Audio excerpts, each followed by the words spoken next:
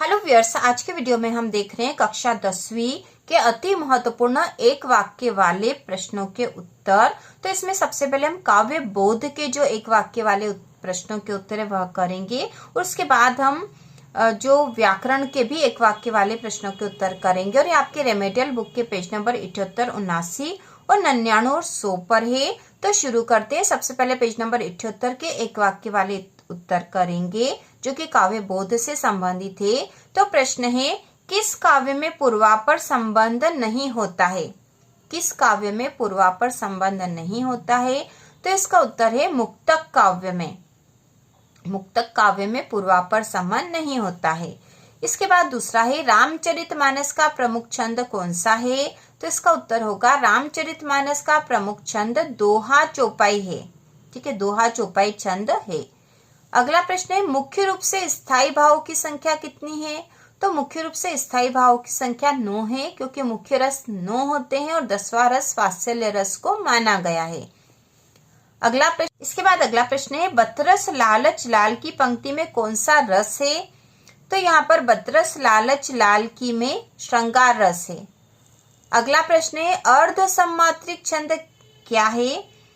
ठीक है, अर्ध सम्मात्रिक छंद कौन सा है? यहाँ पे कौन आना चाहिए, तो कौन सा है? तो इसका उत्तर होगा दोहा। दोहा अर्ध सम्मात्रिक छंद है। अगला प्रश्न है, पड़ी अचानक नदी अपार, घोड़ा कैसे उतरे पार, राणा ने सोचा इस पार, तब तक चेतक था उस पार। इन पंक्तियों में कौन सा अलंकार है? तो इन पंक्तियों में अतिशयोक्ति अलंकार है। ठीक है, अतिशयोक्ति अलंकार वहां पर होता है जहां पर किसी बात को बहुत बड़ा चढ़ाकर बताया जाता है। इसके बाद जो अगले प्रश्न है पेज नंबर 79 पर है और यहाँ प्रश्न है, गणों की कुल संख्या लिखिए। तो इसका उत्तर है गणों की कुल संख्या 8 है। ठीक है, 8 होते हैं गण। इसके बाद है, 16-16 मात्राओं का चरण किस छंद में होता है? तो 16-16 मात्राओं का चरण चौपाई छंद में होता है। अगला 9वां प्रश्न है, साकेत एवं पंचवटी रचनाओं के रचनाकार का नाम लिखिए। तो साकेत और पंचवटी रचनाओं के रचनाकार का नाम है मैथिली शरण गुप्त।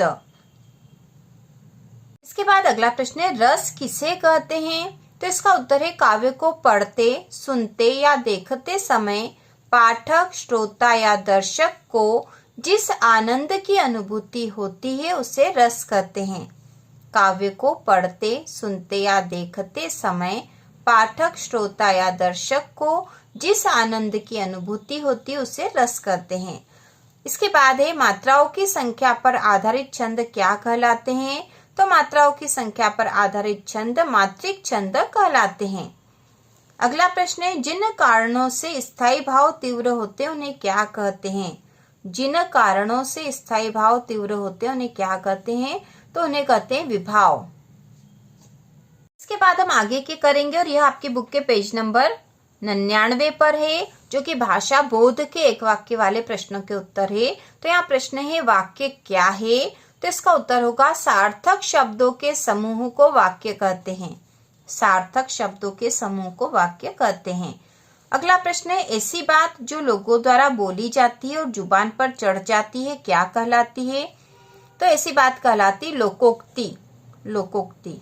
इसके बाद अगला प्रश्न है, बिजली गुल हो गई यह वाक्य वाच्य का कौन सा प्रकार है? तो बिजली गुल हो गई इस वाक्य में है कर्मवाच्य है। ठीक है, कर्मवाच्य है। अगला प्रश्न है, समुद्र मंथन करना का अर्थ लिखिए। तो इसका उत्तर है समुद्र मंथन करना का अर्थ है कठोर परिश्रम करना। कठोर परिश्रम करना। इसके बाद है, वीर रस की कविताओं में कौन सा शब्द गुण होता है? तो वीर रस की कविताओं में ओज गुण होता है। ठीक है, ओज गुण। इसके बाद अगला प्रश्न है, विरोध करना के लिए सही मुहावरा लिखिए। तो इसका उत्तर है, विरोध करना के लिए सही मुहावरा है सिर उठाना। इसके बाद अगला प्रश्न है, शब्द की प्रथम शक्ति को क्या कहा जाता है? तो शब्द की प्रथम शक्ति को अभिधा शब्द शक्ति कहा जाता है। अभिधा शब्द शक्ति। इसके बाद अगला प्रश्न है, जिसका कोई शत्रु न हो। तो यहाँ पे लिखा है जिसका कोई शत्रु न हो, तो यह कोई मुहावरा नहीं है। यहाँ पे आएगा जिसका कोई शत्रु न हो। वाक्यांश के लिए एक शब्द आना चाहिए था, ठीक है, एक शब्द। तो यहाँ इसका होगा जिसका कोई शत्रु न हो उसे कहते हैं अजात शत्रु। इसके बाद है आंखों का तारा होना, मुहावरे का अर्थ क्या है? तो आंखों का तारा होना मुहावरे का अर्थ है बहुत प्यारा। इसके बाद है मीठी वाणी बोलने वाले को क्या कहा जाता है? मीठी वाणी बोलने वाले को मृदुभाषी कहा जाता है। अगला प्रश्न है टेढ़ी खीर मुहावरे का अर्थ क्या है? तो टेढ़ी खीर मुहावरे का अर्थ है कठिन कार्य, कठिन कार्य। इसके बाद है इतिश्री होना मुहावरे का अर्थ क्या है? इतिश्री होना मुहावरे का अर्थ क्या है? तो इसका उत्तर है इतिश्री होना मुहावरे का अर्थ है समाप्त होना, समाप्त होना। इसके बाद है प्रतिदिन में कौन सी समास है? तो इसका उत्तर होगा प्रतिदिन में अव्ययी भाव समास है, अव्ययी भाव समास। इसके बाद है दो स्वरों के आपस में मिलने पर कौन सी संधि होगी? तो दो स्वरों के आपस में मिलने पर स्वर संधि होगी। अगला प्रश्न है जिसकी आने की तिथि न हो वाक्यांश के लिए एक शब्द क्या होगा? तो जिसकी आने की तिथि न हो वाक्यांश के लिए एक शब्द है अतिथि। अगला प्रश्न है किए गए उपकार को मानने वाला वाक्यांश के लिए एक शब्द क्या होगा? तो किए गए उपकार को मानने वाला उसे कहते हैं कृतज्ञ। अगला है पांचों उंगलियां घी में होना मुहावरे का अर्थ क्या है? तो इसका उत्तर है पांचों उंगलियां घी में होना मुहावरे का अर्थ है हर तरफ से लाभ होना, हर तरफ से लाभ होना। इसके बाद जो अगला प्रश्न है वह है घाट घाट का पानी पीना मुहावरे का अर्थ क्या है?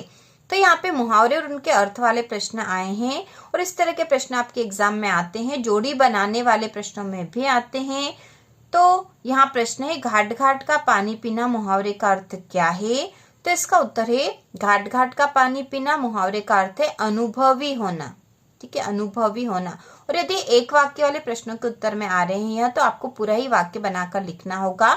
जैसे यहाँ पर हम लिखेंगे घाट घाट का पानी पीना मुहावरे का अर्थ है अनुभवी होना। इसके बाद अगला है 1 और 1 11 होना मुहावरे का अर्थ क्या है? तो 1 और 1 11 होना मुहावरे का अर्थ है एकता में शक्ति होना। और वाक्य बनेगा पूरा ये 1 और 1 11 होना मुहावरे का अर्थ है एकता में शक्ति होना। इसके बाद अगला प्रश्न है 9 2 11 होना मुहावरे का अर्थ क्या है? तो इसका उत्तर है 9 2 11 होना मुहावरे का अर्थ है भाग जाना, ठीक है, भाग जाना। 9 2 11 होना का अर्थ होता है भाग जाना। तो मुहावरे उनके अर्थ और उनके वाक्यों में प्रयोग भी आ सकते हैं आपके एग्जाम में। और ये हमने बुक के पेज नंबर 99 और 100 पे जो एक वाक्य वाले उत्तर वाले प्रश्न हैं उनको हल कर लिए हैं। और इस प्रकार से हमने रेमेडियल बुक के सारे ही वैकल्पिक, रिक्त स्थान, सत्य असत्य और एक वाक्य वाले प्रश्नों के उत्तर कर लिए हैं। यदि आपने नहीं देखे हो तो चैनल पर देख लीजिए और अपनी रेमेडियल बुक का पूरा ही सॉल्यूशन कर लीजिए, क्योंकि सारे ही प्रश्न बहुत ही महत्वपूर्ण है आपकी वार्षिक परीक्षा के लिए। इसके साथ ही वार्षिक परीक्षा में जो जो महत्वपूर्ण प्रश्न है उसके वीडियो जल्द ही चैनल पर आने वाले हैं। तो इसी प्रकार के और वीडियो देखने के लिए कक्षा 10वीं की संपूर्ण तैयारी के लिए चैनल को सब्सक्राइब कीजिए।